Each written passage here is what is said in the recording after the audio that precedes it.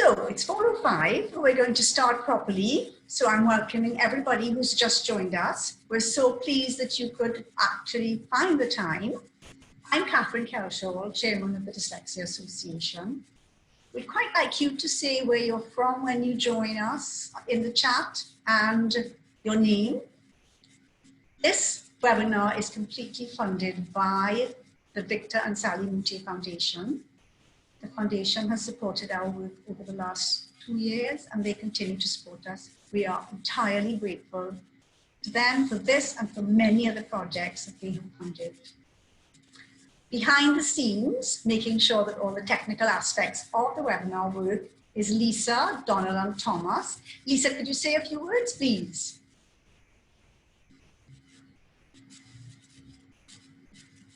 Hi, I am so pleased to be able to be a part of this beautiful inaugural webinar. And I'm just saying a hi and a welcome to everyone. I'm seeing people coming in from New York City, from St. Martin, from St. Vincent. And I hope that you all will enjoy this webinar as much as we enjoyed practicing and putting it together for you. Enjoy. Thank you. Thank you, Lisa. Okay, and now a big shout out to Andrew Lewis. Andrew Lewis is our very successful Olympic sailor. He should be in Japan right now. Andrew, we're really glad you're not in Japan right now when you're here with us. Andrew has walked us and talked us through putting on this webinar. He spent hours with us over the last few weeks. Andrew's also a big supporter of our work. He has run sessions for young dyslexics, for their parents and teachers. Andrew, we can't thank you enough for doing this for us, and we'd love if you could say a few words. Thank you. Thank you very much, Catherine, for the lovely introduction, and a beautiful good afternoon to everybody wherever you are. I see some people, it seems like they're from different parts of the world. And as I like to say, this is the dyslexic family, or if you're not dyslexic, there are people who contribute to the dyslexic family. So thank you all for taking the time to come and support such an important foundation, and nothing but a blessing. The family really is a unique family to be part of. And for those who don't know me very well, I am dyslexic, and I really have enjoyed exploring what dyslexia is and what the challenges that have come with my life and how dyslexia has allowed me to propel and allow me to become the Olympic sailor that I am, and all the different things that I do through dyslexia. So first of all, I must say a huge congratulations to the Trinidad and Tobago Dyslexia Association for not all that they have done only, but for having this webinar to help the different people around the world, wherever they're from. It's really special to see the continuous work, no matter the COVID-19 is going on, you're taking initiative to help people via webinar, because we can do so much. We can do so much in these times where people are so nervous and so worried, and they can't get to different educational sites and to different people. But through technology that we have today, nothing is impossible. In my opinion, you could be in your own comfortable learning space at home and learn even more. Because when you have dyslexia or when you have any disability, it's something that some people are very shy about. And if you're in a comfortable zone, you're in a learning zone, in my opinion. So if you're at home learning more, fantastic. And before this webinar really kicks off, for all the parents and teachers out there, anybody who is really supporting the dyslexic community, I ask you to continue to just be patient, you know, be as patient as you can, because everybody learns differently and every human being is different. So just take your time and see how best you can help and understand each individual for who they are. So thanks again to the Dyslexia Association. It's a pleasure to help you wherever I can, whenever I can. And for those of you who've taken part in the Succeeding with Dyslexia program under the Andrew Lewis Sailing Foundation over the last 2 years, I am working on something quietly to continue to help, to continue to grow the community, and to continue to help Trinidad and Tobago citizens have the opportunity to experience different things. that I have. And I would like to say a special thanks to Dr. Tim Conway for all the support he has also given me throughout this process, because he's really helped me out a lot too. And I don't know how well you all know Catherine, who I call the Queen of Dyslexia in Trinidad and Tobago, but I would like to say a special thank you to Catherine, especially, who has known me for so many years and helped me so much and has helped the community in such a positive and such a powerful way. Thank you very much to everybody, and may you all have a lovely webinar and learn as much as you all can. Take notes. If you don't like to write, record. And I'm sure that they will tell you eventually that this is going to be recorded and put on YouTube after. So if you missed it, or if you want to share it, it's there to share for free, and it's there to watch over and over and over, so you can get the best out of it. May you all have a blessed day, and thank you very much.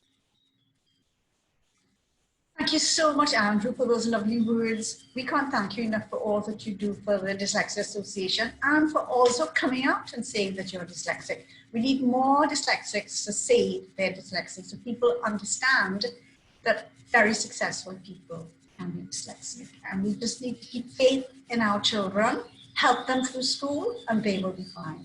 Thank you so much, and good luck with everything. Thank you very much. Now, I believe Lisa wanted to say something before we go on. Lisa?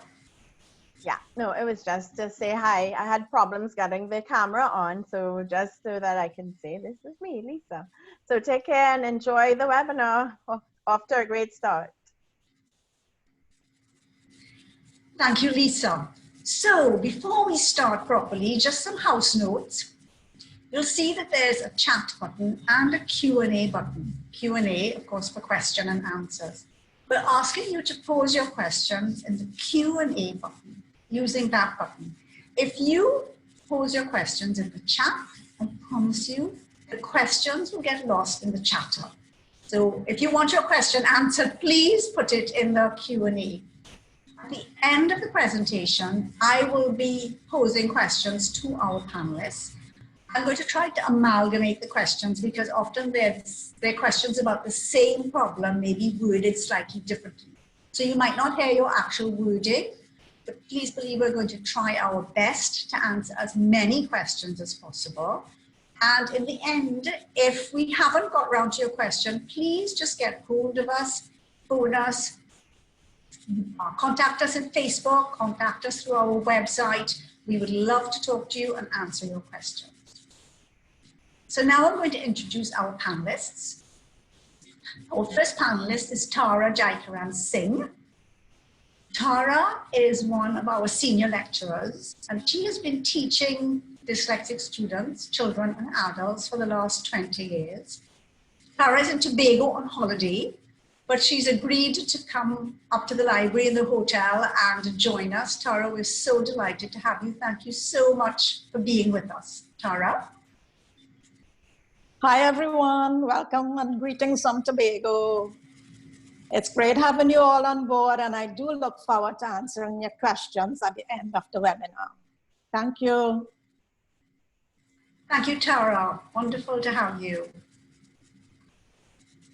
So our other panelist is Aisha Perry. Aisha is a counseling psychologist and director of Counseling Matters Limited. She's also a dyslexia tutor. So we are delighted to have Aisha with us, and that she's taken the time to be with us. Aisha, thank you. Good evening and welcome. Thank you for having me. And I hope that I'll be able to share some information that is very informative to our to the audience and participants that have joined us this evening. Thank you, Aisha. And now on to our presenter, Emma Teixeira. Emma tells me she's been teaching all her life. She has been tutoring her classmates in school and the younger children. She's taught at the preschool level. She's taught at the primary school level. She's had a Montessori school for 14 years. And then she took our training course, changed gears, and became a dyslexia tutor. So she is also one of our senior lecturers at the association and has been teaching dyslexics for the last 13 years. Emma, we're so looking forward to this presentation. I'm not going to take up any more time. Over to you, Emma. Good afternoon. Thank you so much, Catherine.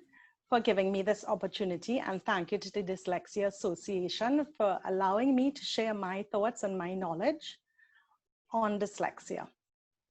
Good afternoon, parents. Is your child struggling to read the notes from class or their textbooks? Has your child been diagnosed with dyslexia? Do you feel frustrated or lost and unsure of what you can do? Well, I'm going to clear that up for you and deal with the confusion that you're experiencing. Just give me a few moments and let me share my slides.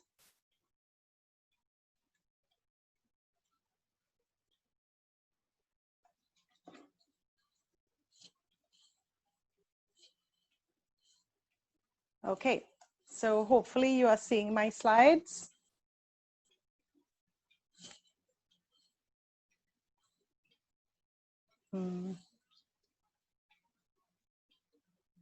Okay, so let's start. Let's get started on this. Okay, so in this first section of the presentation, we're going to look at what dyslexia is and how one comes to be a person with dyslexia.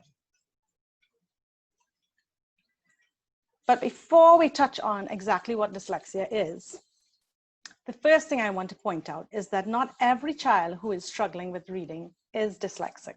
A struggling reader may not have acquired the foundation skills needed to master reading fluently, and therefore may not be able to read with understanding.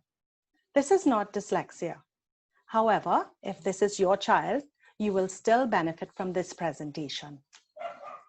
Dyslexia is a language-based learning difference which affects reading and spelling accurately. This means that it affects the parts of the brain that usually process language. It is neurobiological in origin.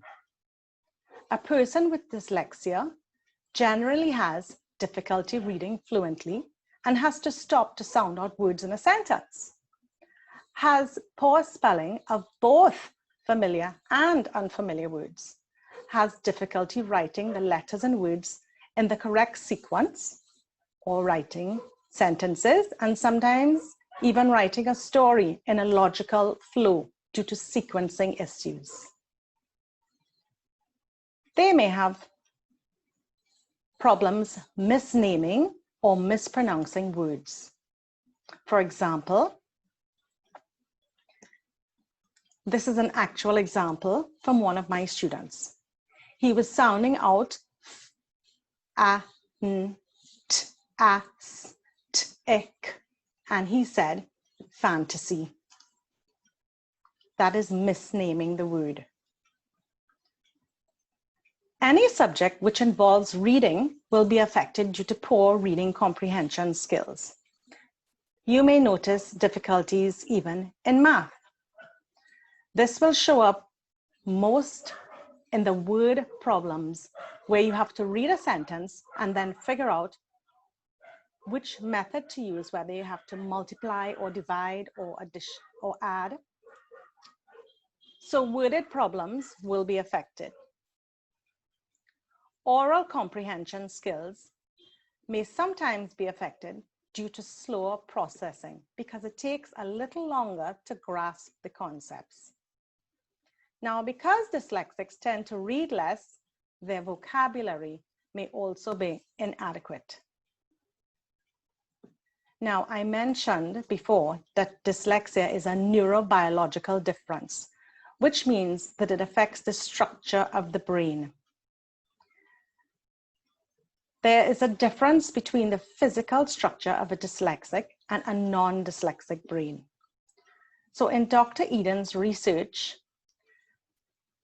she found that the parts of the brain that were active when participants were given different reading tasks was the left hemisphere of the brain, so this whole side. She also learned that in the non-dyslexic person, different areas of the left side are used for performing different reading tasks. For example, this area here is where you would sound out words. And this one here is where you would automatically say the word when you recognize it without having to sound it out. And this third area here is where you would do pronunciation and articulation. So articulation, what part of the mouth is being used to produce the sound. So for example, if you want to say the sound of the letter T, you use the tongue at the front of the mouth. T. But if you want to say the letter C, you use the back of your tongue inside of your mouth. K. So articulation, what part of the mouth is being used. Unfortunately, a person with dyslexia uses only this one part of the brain, more or less, for processing all of those skills. The good news, there's good news. The good news is that a person with dyslexia who is tutored using a structured, intensive phonetic program like the Orton Gillingham program will have their brain rewired at the end of that program. So the whole process of going through that remediation program will actually rewire the person's brain. So on the completion of this structured phonetic program, the person with dyslexia will now use the same areas to carry out the language skills as the non-dyslexic person. So far, we know that dyslexia starts with the structure of the brain. Did you know that it is genetic? This means that it is passed down from one generation to the next, to your offspring. There's actually a 40% chance of it being passed down through the bloodline. Now, that does not mean that each family member will experience the same challenges or that each family member will get dyslexia. It varies from person to person within the same bloodline. For example, I know a parent who has difficulty expressing her thoughts clearly. Her older child has difficulty decoding simple words, while her younger child has difficulty not only reading and spelling, but also remembering new concepts that she has learned, even within one lesson. Interestingly, the challenges you encounter will change as you get older, and you will develop coping strategies to deal with each of these stumbling blocks. Dyslexia does not discriminate. It occurs equally across the population. It is not a behavior or something that you can catch. No matter your level of education, even though you may be a person with dyslexia, that does not mean that you can't learn or that you can't earn a degree if you so choose. It does not matter your economic status, as it has nothing to do with your wealth. It occurs just as often in every ethnic group as it doesn't have anything to do with your race. Nor does it have anything to do with your gender. It is an equal opportunity learning difference.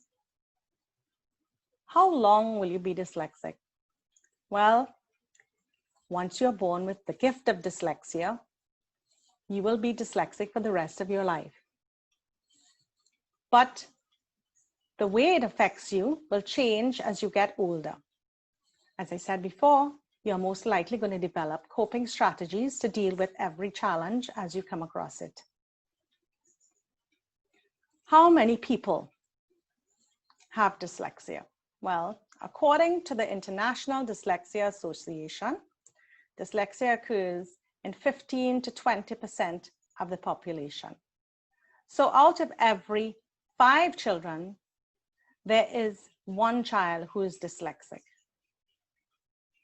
So there's a 1 in 5 chance of you coming across a child with dyslexia. Most classrooms in Trinidad have about 25 children. So in every class, there would be approximately 5 children with dyslexia. It is important to note that there are many successful people with dyslexia, and they excel in areas like sports, performing arts, business, music, and even they can be authors. They also occur in the arts, computer science, design, electronics, math, mechanics, physics, and even sales. So there are many people who are dyslexic. And of course, as our presenter introduced at the beginning, one of our very successful dyslexics in Trinidad is our two-time Olympian, Andrew Lewis, who competed in the 2012 and 2016 Olympics in sailing. Andrew has not allowed his dyslexia to hold him back in any way. This is one of my former students. Her name is Anya Atching. She's now 18 years old. She's already done her CXC and gotten 1s and 2s. And she's now in Form 6. She's a photographer and an artist. This is some of her work here displayed. And she credits her success to being wired differently. So in summary of this section, dyslexia is a language-based learning difference that affects reading, spelling, and sequencing skills. It is neurobiological, so the structure of the brain is different. It is genetic, and there's a 40% chance of it being passed on to your children. It is spread across the population and does not discriminate by education, income, ethnic group, or gender. It is a lifelong learning difference. 1 in 5 people in any given group are probably dyslexic. Dyslexia does not place any limitations on how successful you can be at any given career you choose. Now, let's move on to the next section. Let's take a closer look at what dyslexia might look like for children in preschool and in primary school. So is your preschooler dyslexic? What are the signs that we could look for? She may have trouble rhyming words or retelling a story or telling you about something that happened. She may have difficulty remembering the name of something familiar, especially when trying to retell a story. She may make errors called spoonerisms, and that is where she transposes the initial sounds in letters of 2 or more words. For example, she might say park when she wants to say car park. She may have trouble following multi-step instructions that other children her age can easily do. At all ages, you may notice that he is bright, but underachieving in a specific area. For example, on tests that he knows the material and can answer verbally, but didn't write those answers on his test paper. He usually has particular difficulty with reading or spelling. He's a creative thinker. Example, he may be able to draw very detailed pictures, but not be able to write those thoughts down on paper. He may read a word, then fail to recognize the same word on the next line in the same passage, and end up sounding out the same word several times within one passage, not even realizing that he read it before. This further shows that he really isn't reading with understanding. He may have poor concentration span for reading and writing, but not when he is being creative or playing a game, especially a game on a PS4 or on a screen. But who could blame him? Who finds words on a page more fun than an action-packed game that's happening on a screen?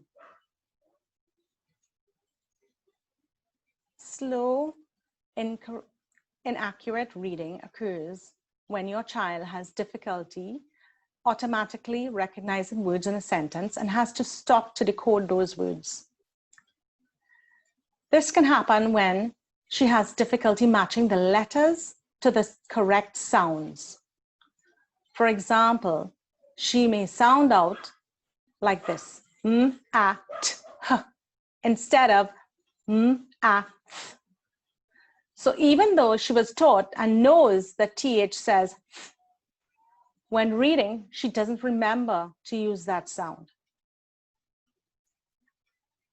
She may also have difficulty retaining the order or sequence of the sounds when pronouncing a word. For example, she may sound the word like p, a, st, but say pats.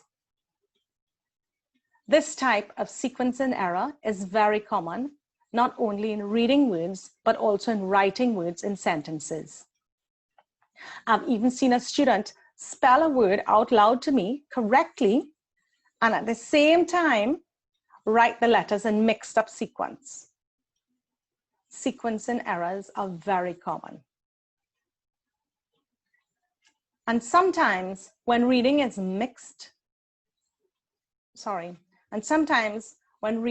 she might mix up words that look similar. For example, where and were. This is not a vision problem or an issue of being careless. It is more likely that she didn't notice the subtle difference in the spelling of the word. There are different types of spelling errors that your child can make. These are a few examples. He probably spells words the way they sound using phonetic spelling. For example, the word said, or the word wire, or mix up the sequence of the letters as he writes the word. Example, bird. Sometimes the word doesn't even look familiar. For example, countries, and this one was actually done on a spelling test that we collected from a child. This is what we call bizarre spelling. And may spell the same word several different ways in the same paragraph.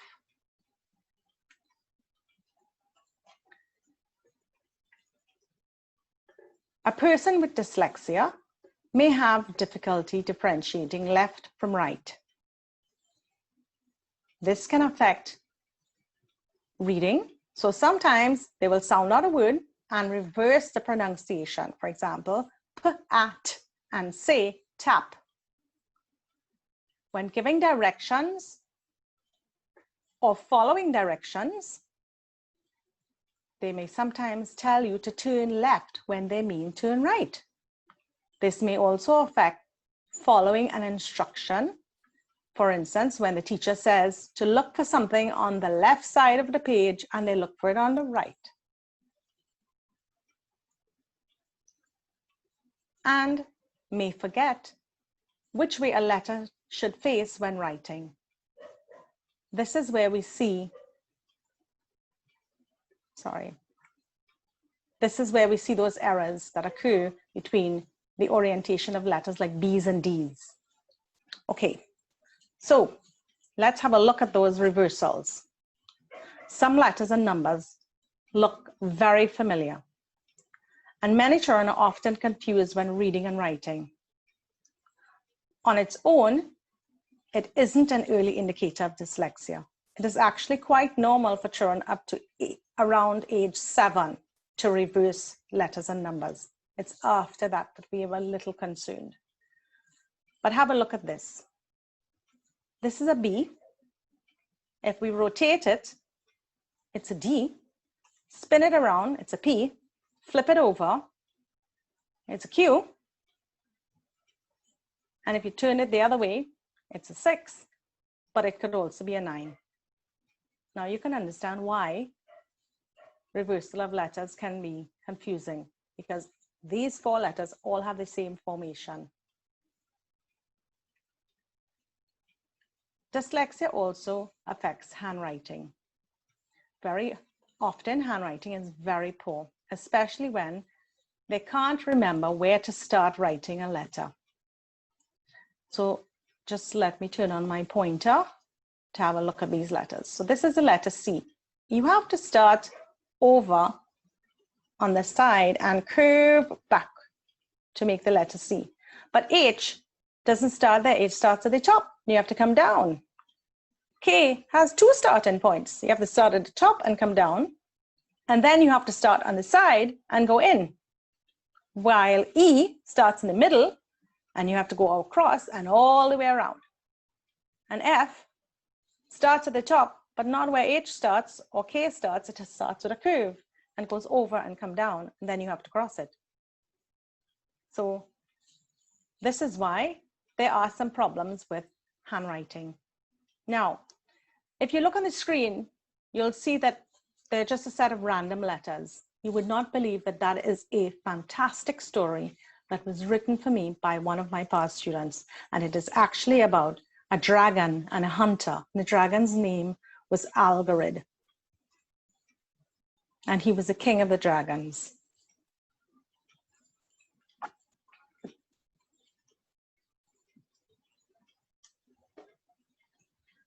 So I hope that you now have a better understanding of what dyslexia is, how your child might be affected, and some signs that you might see at different ages. Now I want to give you some tools that can help you to reduce the stress that you and your child go through every time he has homework to do.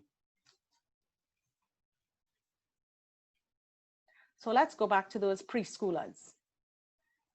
The first thing we said was that there were rhyming issues. So some things that you can do with your preschoolers. You need to say nursery rhymes every day. If you can't remember nursery rhymes, you can find them on YouTube and make it a part of your daily activities. Instead of just letting them watch television, you can have those nursery rhymes playing in the background and have them singing along, and you can sing along and you can pull out those rhyming words. So Jack and Jill went up the hill, Jill Hill, and pull out those words and keep rhyming, because rhyming is one of the earliest indicators of a child who's going to have a reading problem. So in preschool, a child who has difficulty rhyming is more than likely going to have a problem learning to read. Doesn't mean that they're necessarily dyslexic, but they're probably going to have problems learning to read. So rhyming is a very key foundation skill. Another issue that we found was that they have problems retelling a story. So you can help your preschooler to tell stories by reading a short passage of an age-appropriate story and ask them to retell the story. And she can use the pictures in the book to help her remember the sequence of the story.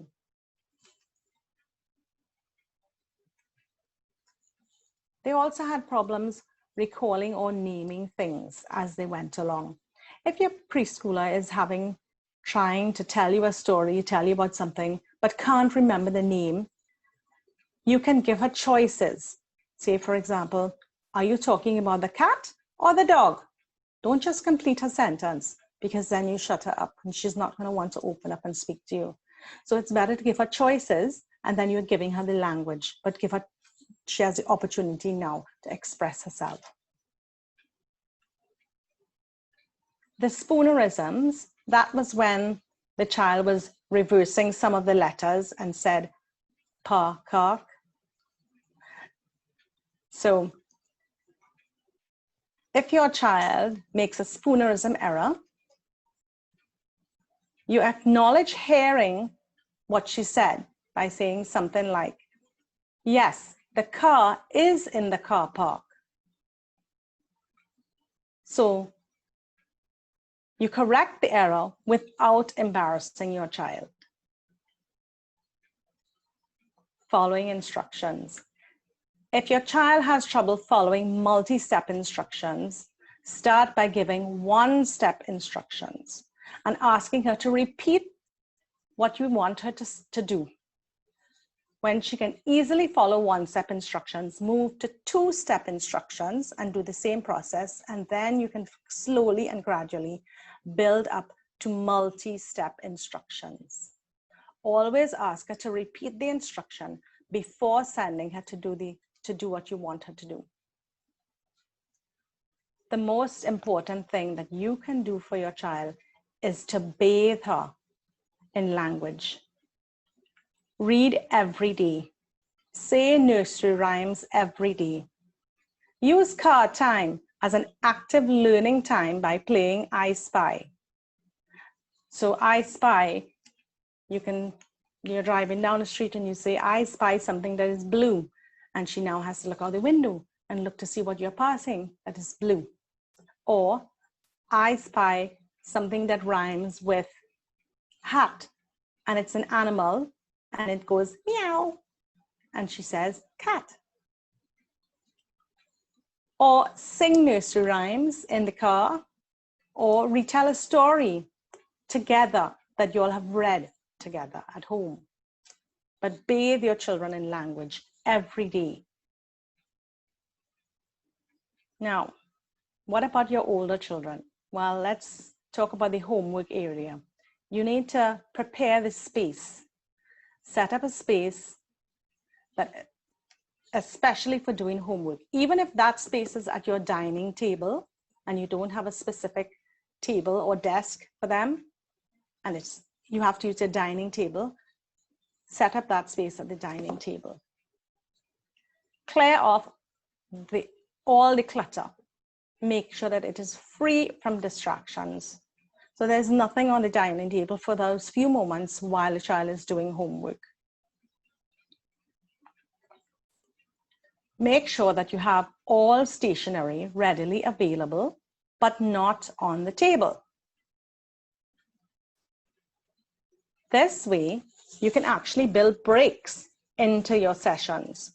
So your child will have to get up and go to get the stationery as needed. Because sitting straight for 2 hours or longer is really hard. So use a timer. Research shows that to sit for 60 minutes, you will remember what you revised at the beginning and at the end, and everything in between you will lose. You will not remember it. So instead, break up that 60 minutes into 3 sessions. So use a timer and work for 20-minute sessions with a 5-minute break after each 20 minutes. This will help your child to have a clear mind and allow them to restart each time so that more information will be retained within the 60 minutes. Make sure that you have no screens nearby unless you're doing research. So I remember when I was young, I was put to sit at the dining table to do my homework, but there was a television behind my back. And what my parents didn't realize was that the cabinet that was in front of me had glass panes, and I used to watch the television through the glass panes, television that was behind my back. So make sure you have no screens nearby. Okay, you should read with your child every day. A study conducted by Jessica Logan from the Ohio State University noted that kids who are read only 1 book a day will hear about 290,000 more words by age 5 than those who don't regularly read with a parent or caregiver. 290,000 words by age 5. That's really important. When you read together with primary school children, don't stop to sound out words. Just point to the words and model the reading. Instead, stop and spend time discussing the text. Now your child will understand the content. This increases their mental word bank and expands their vocabulary. Reading together exposes your struggling reader to age-appropriate text, which he cannot read on his own as yet. So we can get more valuable knowledge that his classmates might be reading. So the rest of his class might be able to read the textbook or do some research on a project that they have to do for class, but he can't read it. Does that mean that he shouldn't be exposed to it? No, you help them to read it. You sit with them and you read together.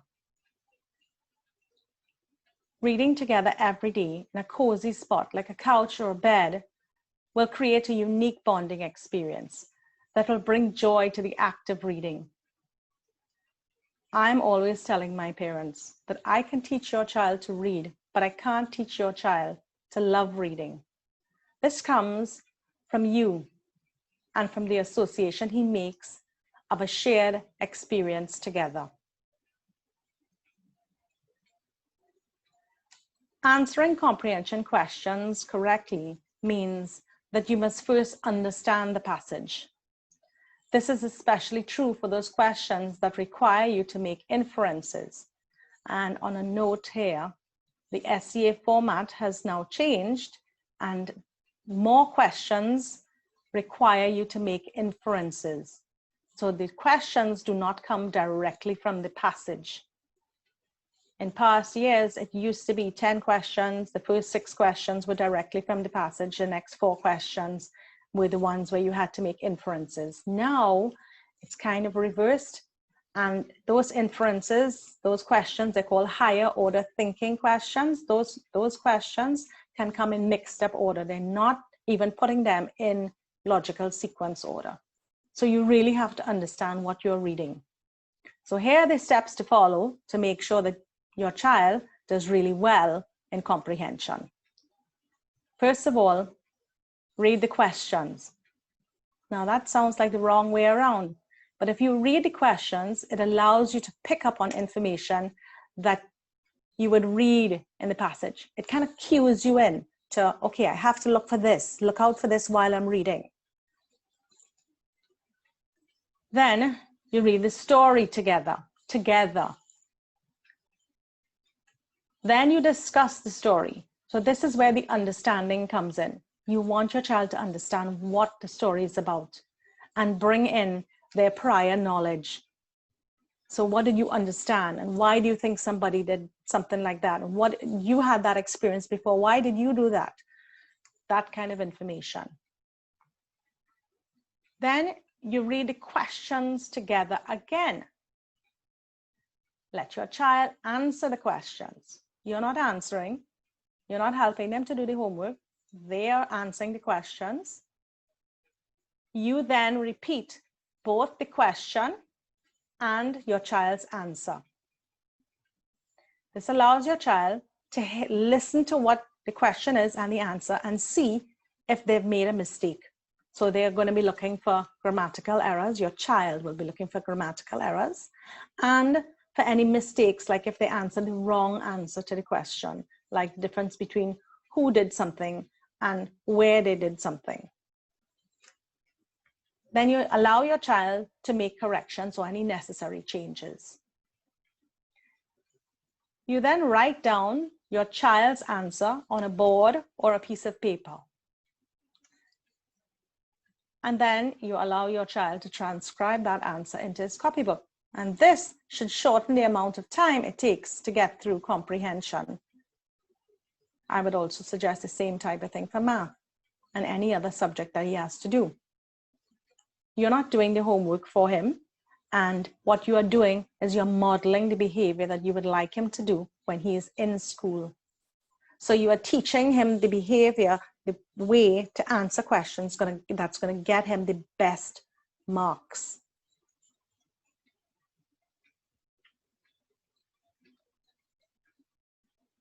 When spelling words, there are a few techniques that you can use when you're learning to spell words. So one technique is you highlight the part of the word that doesn't play fair. So for example, in the word said, if I say the sounds for the word said is s, e, d. The s, which is the s, that plays fair. The d is the d, that plays fair. So the letters that represent e are the ai. Ai does not say e. Ai says a, like in snail. So the part of the word that does not play fair, you highlight that part of the word, so that when your child is looking at this word to learn for spelling, the I is drawn to the AI, because that doesn't play fair. And you can ask, what part of the word doesn't play fair? So you learn that word by pointing out the part of the word that doesn't play fair. You can also use mnemonics. So for example, in the word laugh, I can make up a mnemonic, or your child should make up a mnemonic. So laugh and you get happy. So every time the teacher calls laugh, the child, your child will say to himself, laugh and you get happy. This works really well. And eventually they won't need to say laugh and you get happy, because they'll remember it's L-A-U-G-H, because it's now in their hands. You also can break multi-syllable words into syllables. So for the word fantastic, you break it up into syllables. And you note here that for longer words, you usually spell them the easiest way you know how. So fan, tas, and tick. The method that we recommend is read, spell, cover, write, check. So they read the word fantastic, they spell the word F-A-N-T-A-S-T-I-C, and they cover the word and they write it in cursive writing. They write out the word F-A-N-T-A-S-T-I-C. Notice that I spelled it in syllables. And then you check to see if the spelling is correct. Now, as we had looked before, when we looked at the letters C, H, F, all of the letters and E, they all started at different positions. There's a different starting point, which makes it very difficult to develop muscle memory. If I asked you to write your name down on a piece of paper, you can talk to me while writing your name. That's because you have muscle memory. It's in your hand. You know the letters that you want to write. You don't have to stop and think about it and say, wait, hold on. I just need to spell my name. You have muscle memory. That's what you want to develop with spelling words. And the best way to do that is using cursive handwriting, because there's only one starting point and the letters flow easily one into the other without any starts and stops. It also is important to use every spelling word in a sentence so that you link the spelling with the meaning of the word. Because for the word, like the word there, I can say, go and sit over there, or their books are on the table. So those are two different spellings for the word there. You need to make sure that you use the words in a sentence. Don't just learn random spelling words. So you develop spelling, vocabulary at the same time. How do you deal with making notes? Well, my advice is you take the class notes. You know the game Jeopardy that they play on television? They give you the answers and you have to make up the questions. So think of class notes that your teacher gave as playing Jeopardy. The class note is the answer and you have to make up as many questions as you can. Guess what? One of those questions is going to come for test, because there are only so many questions that the teacher can make up on that. So if you've already figured out all the questions that you could ask, you will be very prepared for your next test. So First of all, on the question side of their flashcard, you write down the question. In this case, it was, when is independence celebrated in Trinidad and Tobago? On the other side of that card, you write the answer. So on the flip side, you write the answer.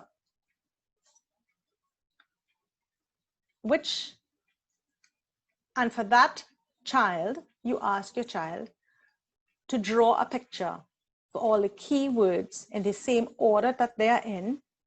So for me, independence is Trinidad and Tobago being able to stand on our own 2 feet, and we no longer have to depend on Great Britain to support us. So this for me is independence. For your child, they might choose something completely different, but your child is drawing the picture, not you.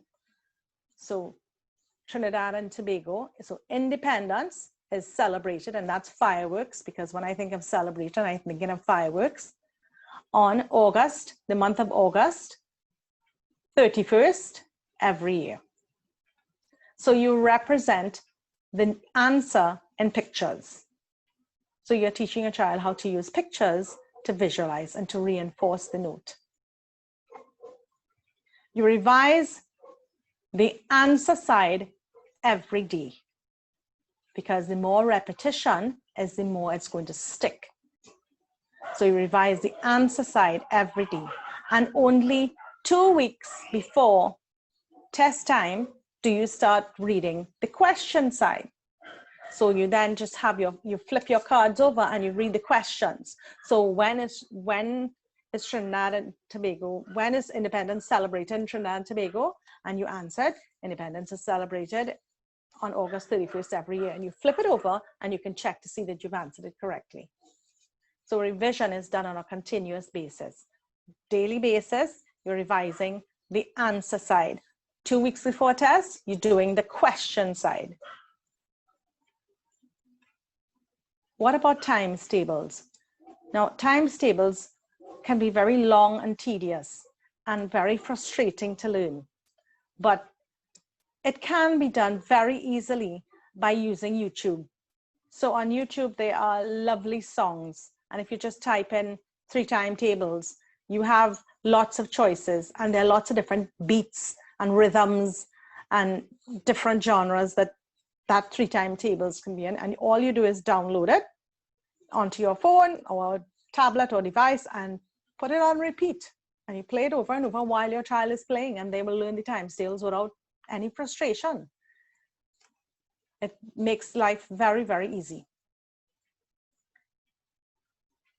Okay, so as you continue to bathe your child in as much language as possible, you should always look into using audiobooks.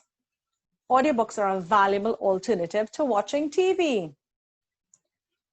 There is far more to be gained when your child listens to a story and uses their imagination to create that movie in their mind.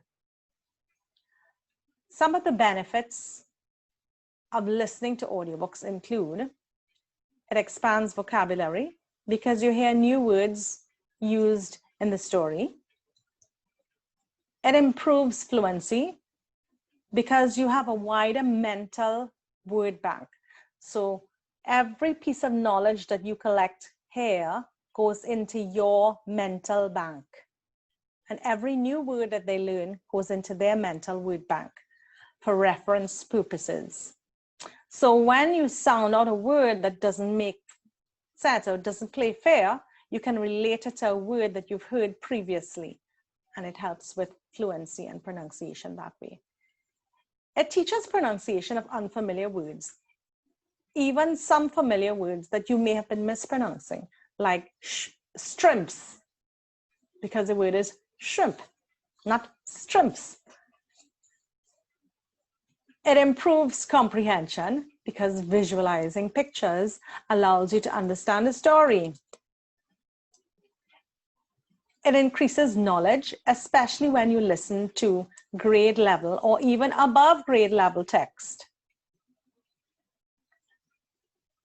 And one of the great things is that the Dyslexia Association has a very wide range of audiobooks. And once you join the association, you have access to borrowing all of them or any of them from the association. And you can access the list of audiobooks on the Dyslexia Association website also. Now, I would strongly recommend that you get in touch with the Dyslexia Association and get the contact information for a trained teacher in your area. We have a list of all the teachers that we have trained, and getting in touch with the Dyslexia Association is your best bet for helping your child to become a successful reader.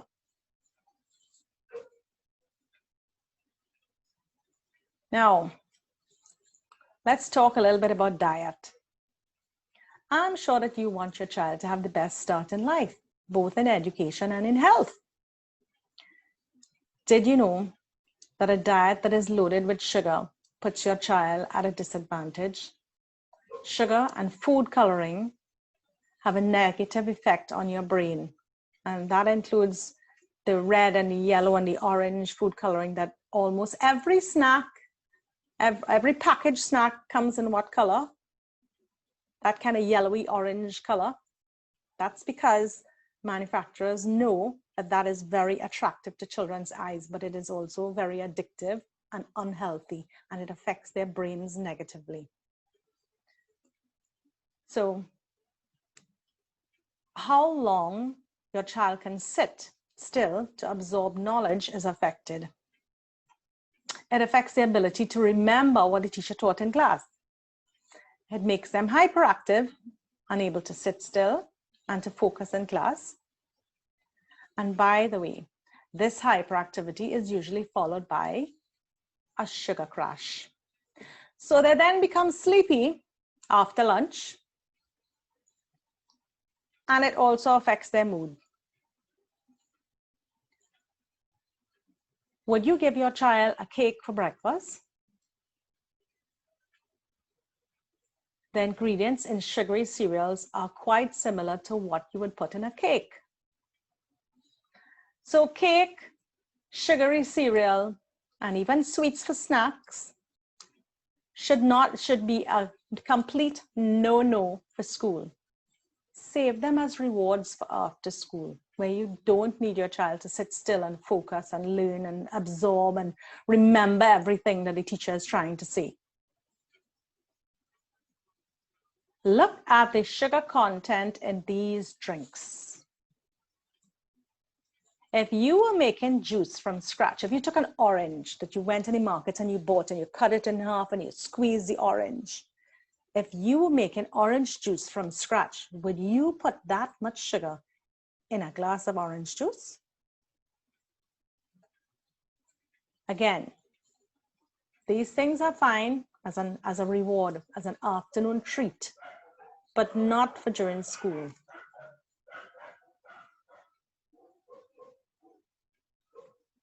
So here are some healthy options. Now, how about giving your child a quick breakfast? Because I know that we are all busy parents and we have a short amount of time to get them up in the morning and dressed and out to school.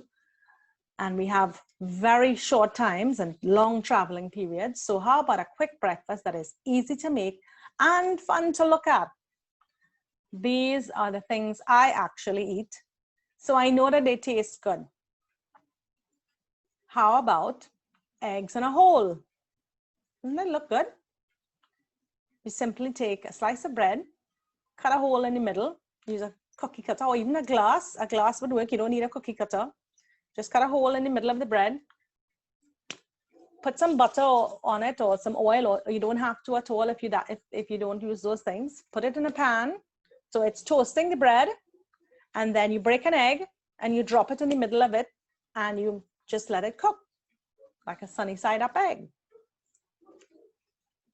So that's called egg in a hole. Or what about some oats? And you can add cinnamon to it because cinnamon controls your blood sugar, and add some milk and whatever fruit that you have available. And this can actually be prepared the night before.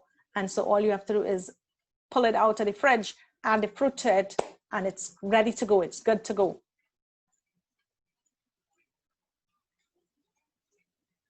What about a peanut butter and not jelly, but banana sandwich?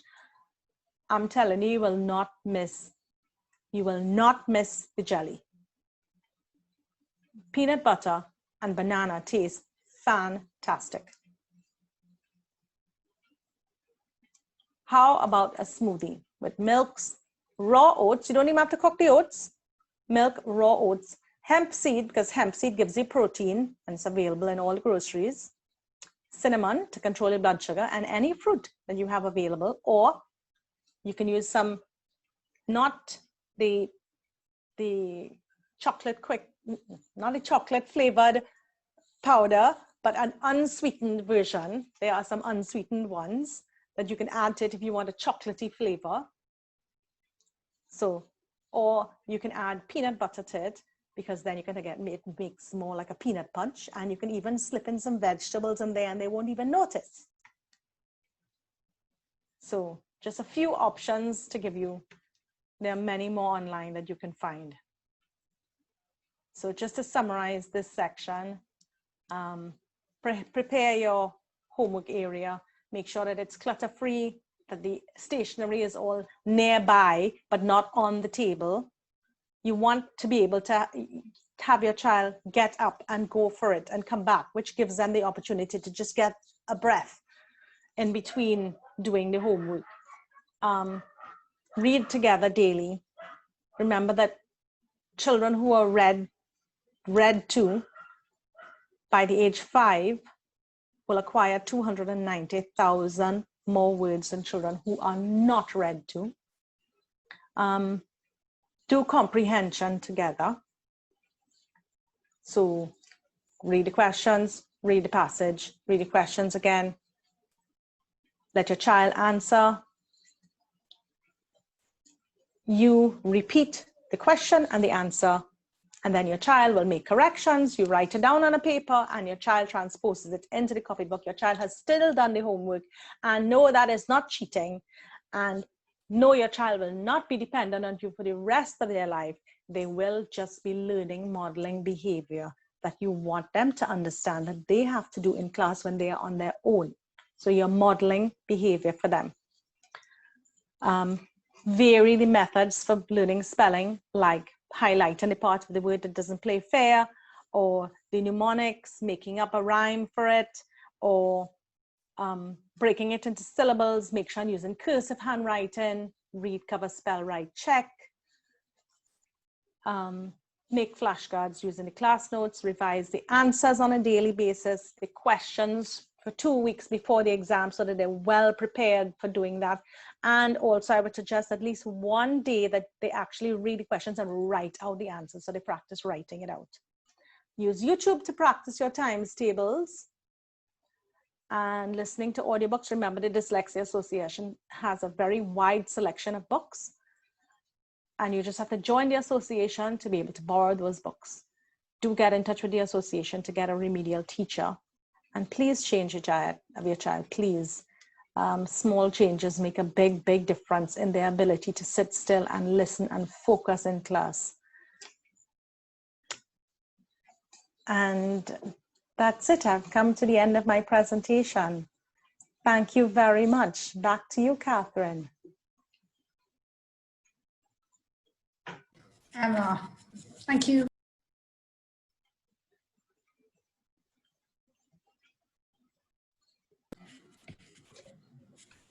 Emma, thank you so much. Oh, I just need to get my video started by my host.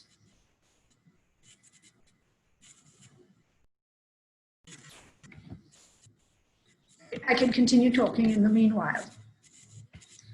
Just before we got Emma, that was wonderful. I must tell you that I was so busy answering questions. Oh, there we are. I was so busy answering questions on the question and answer chat that I couldn't really listen to you. So it's a good thing we went through it all already, so I know what you talked about. It was wonderful and so much advice. I'm sure everybody appreciated it. Now, before I pose the question and answers to the panel, I just want to ask everybody that before you leave us, there's a 2-minute survey that we're asking you to fill in. It really is short. I did it yesterday. It doesn't even take 2 minutes. And if you take the time to do that for us, we will be able to better fit your needs. So let's see. First question we have lots of questions and I've put them together. This one, I think, Tara, I know a child who sounds out individual letters of the alphabet very well, but struggles with 2-letter blends, such as am and in, when asked to read. She's calling words that make no sense. Tara? Hi, so she is able to sound out words, but has problems with 2-letter blends, blending two sounds together. What you can do is make sure that she knows the vowel sound very well. So get that straight. Usually the vowel sound there would be a short vowel sound like ah, and then you show him or her how to blend that with the sound following. So you have an, okay, or at. I think that should help. Thank you, Tara. That's wonderful.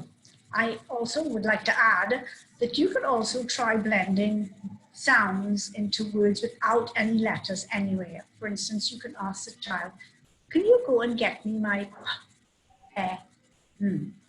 or where is my g? Or please get your oohs.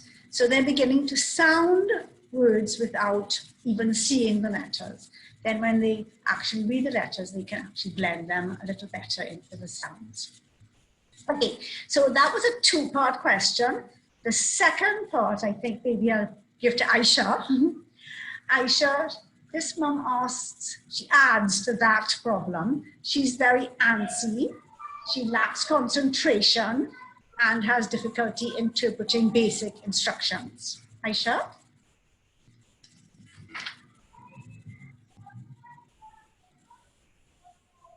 Okay, so she's very antsy and she has difficulty interpreting basic instructions. So it sounds as if what I'm hearing is difficulty concentrating overall and some levels of hyperactivity. So in terms of, now if this is something that happens frequently, then this is definitely something to be looked into. And I want to introduce a term, and that would be ADHD, which also stands for Attention Deficit Hyperactivity Disorder.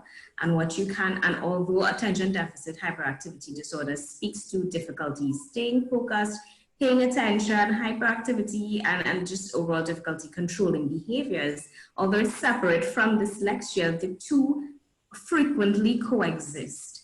And what this would mean is that having structured routines and a sense of planning to assist you and your child in terms of helping her manage and control her behavior, and communication of that plan as well. So breaking activities up into smaller bites in terms of smaller time sizes and communicating that time size. Like, okay, we're going to spend 10 or 15 minutes on this particular activity, and always keeping the child abreast of the plan. So when you're going to switch from the activity, say, well, okay, we have 5 more minutes or so for this activity until we move. This can help them follow the sequence a little bit easier, and also help them concentrate their activities, place their attention on the particular activity at hand.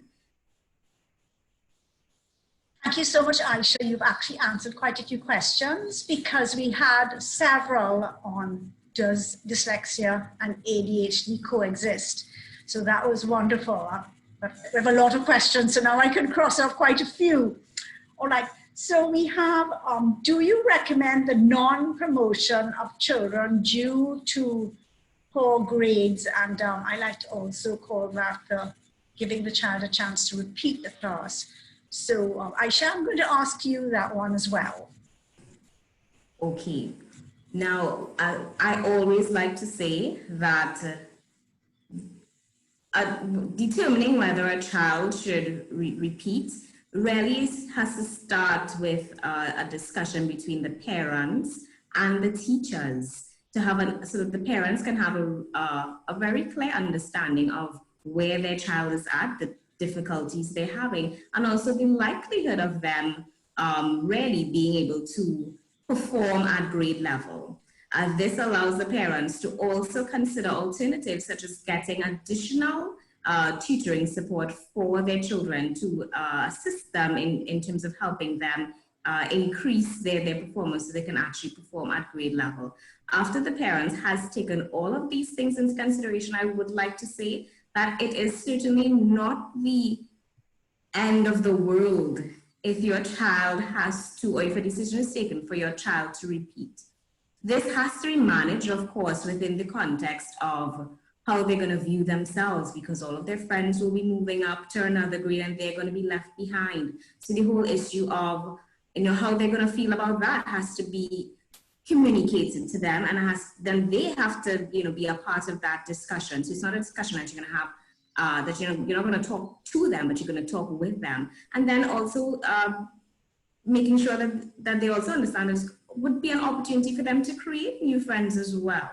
And the benefits of getting the opportunity, if it is so decided, for them to repeat, the benefits of getting the extra time and the extra support that they would really need, so they themselves, the child themselves, can feel really more comfortable and competent in terms of how they're performing at school. Because every child at the end of the day really wants to know that they can perform well at school. And I think once that is really the main lead, and the main thing that is shown to them, then I'm sure that the child themselves, as well as the parents, will feel more comfortable if that decision is taken.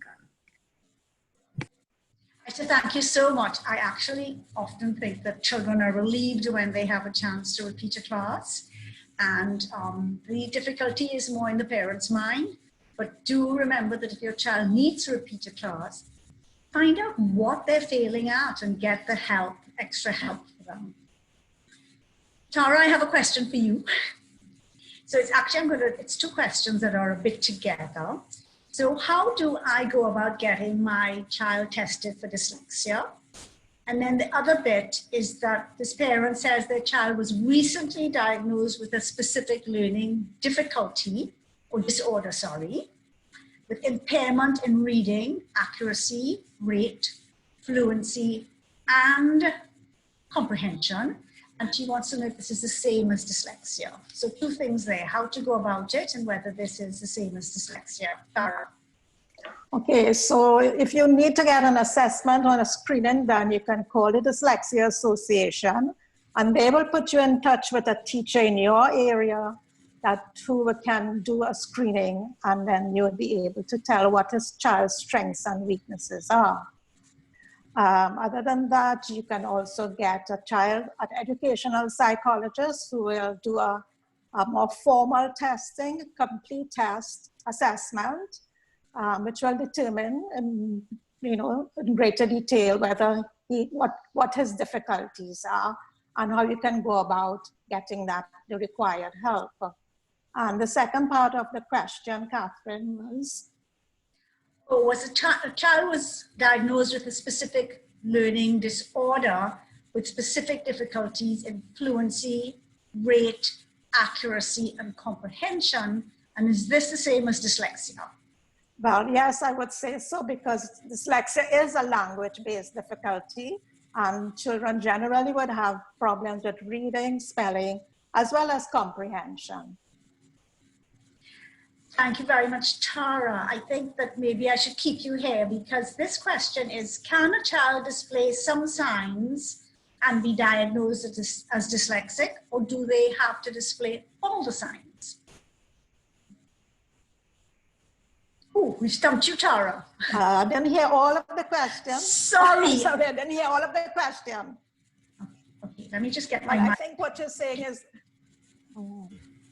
Okay, she's asking whether if the child only displays some of the symptoms of dyslexia, would they be diagnosed as dyslexic, or do they have to display all the symptoms of dyslexia?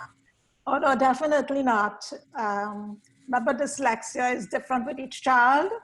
If child has maybe 3 or more, at least 3 of the symptoms, yes, if you would want to call it symptoms, yes, they can be considered dyslexic. That is any problem to do with language, reading, spelling in particular, comprehension, handwriting sometimes.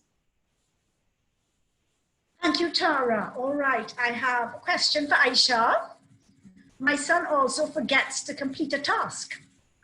Aisha. Okay, so poor short-term memory is something that is common in children with dyslexia.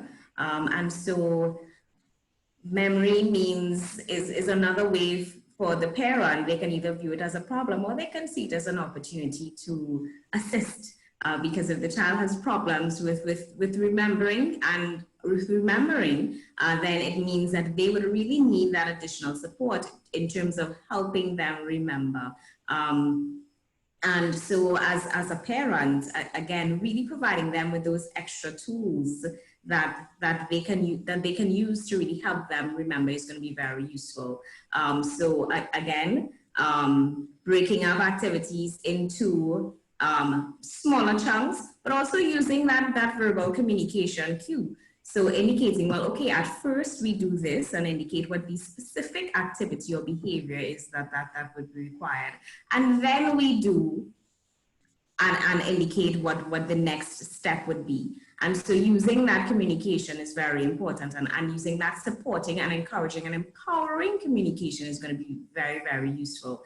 And sometimes this can be a frustrating thing for a parent who may think, well, okay, the child knows what to do and maybe they're just playing the fool. But I want to encourage parents to use that language that is very encouraging and supporting, and that triggers the memory for the child as well.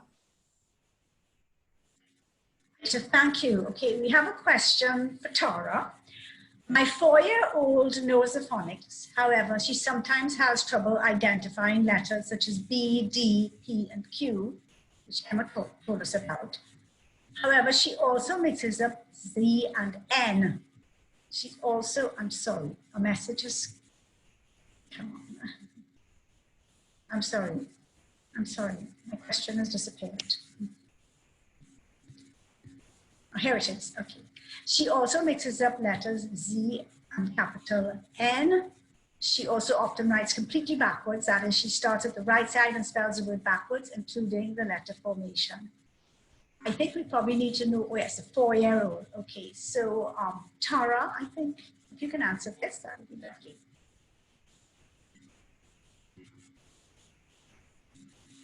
Tara?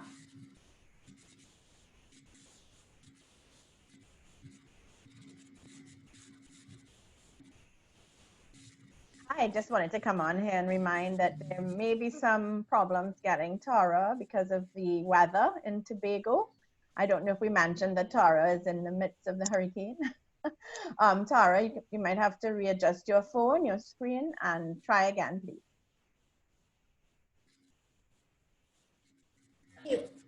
So while Tara is working on that, okay. Tara, did you hear the question, or should I repose the question? I'm sorry, I didn't hear it at all. Okay. So this parent is worried about a 4-year-old who's reversing letters, but I think even more interestingly, reversing Z and N, and child also sometimes writes from the right to the left and completely gets it back to front. So she wants to know if she should be concerned.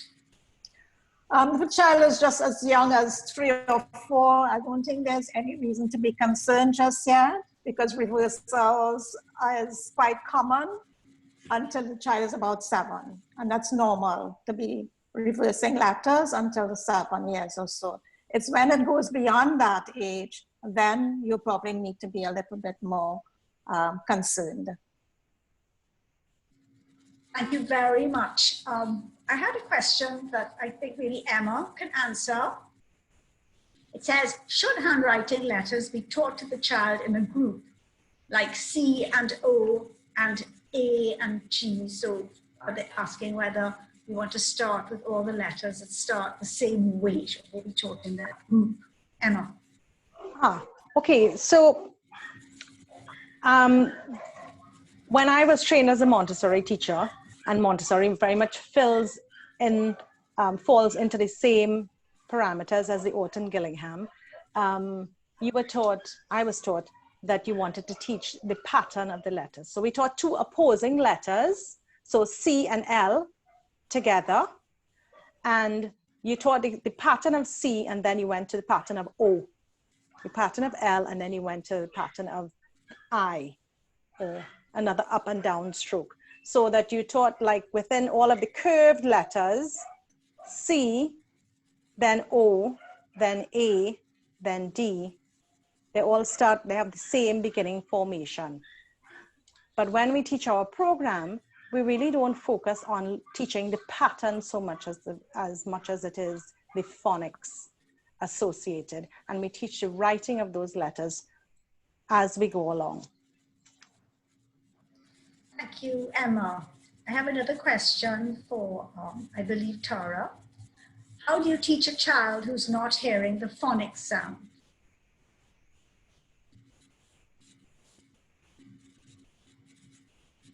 Tara? I'm sorry. Are you with us? Good, thank you. Yes. How do you teach a child who's not hearing the phonics sound? Well, maybe what you should do, you'll always want to rule out the child's hearing as well as vision problems when you're considering a child's inability to cope with his schoolwork. You want to rule those things out first. So I assume now that if his hearing is okay, then you can go ahead and do games like Emma suggested, like the I Spy game, so that he's hearing that. You will start from, okay, I spy with my little eyes something in that corner beginning with the sound B, and you have something there that begins with B, like maybe a ball or so then he can start linking the word with the sound. And if you continue like that with beginning sounds, maybe end sounds later, and then inside sounds, and he has a greater tendency then to pick up on those sounds and where they are in a word. Thank you very much, Tara. Now, questions are coming in fast and furiously, and I know we're not going to be able to get to all of them. I just want to remind people that you can contact us at the Dyslexia Association, and we can then answer your questions personally. I'm looking at the time. We have 2 more minutes. I'm going to give this one to Aisha. Aisha, do you have advice for parents of teenagers with dyslexia? My son is 15, diagnosed dyslexic at age 10. He's very creative, but still struggles with distractibility and does not like to read. There's another one actually that connects with that. Their teachers have said in the past that they don't concentrate or complete notes in the class. So that's a different question, but it's the same sort of thing. Thank you, Aisha. Okay, so for parents with teenagers who have difficulty with reading and even distractibility, one of the first things I'd really like to recommend is to celebrate your son's strengths, because you mentioned that he's creative, so it means that there'll be a lot of things that he's good at. So celebrate his strengths and help him to also appreciate these strengths that he possesses. Because sometimes you may think that children recognize and feel confident in the things that they're good at, but this is not always the case. So always make sure to do that first. Also help him to understand that dyslexia and or having difficulties with reading and spelling is not, it doesn't have anything to do with his levels of intelligence. So it's not as if having such difficulties doesn't impair his levels of intelligence in any way. Having a measure of success and where he would want to and where he sees himself and what he would like to achieve in terms of his own personal goals is also something that's very critical.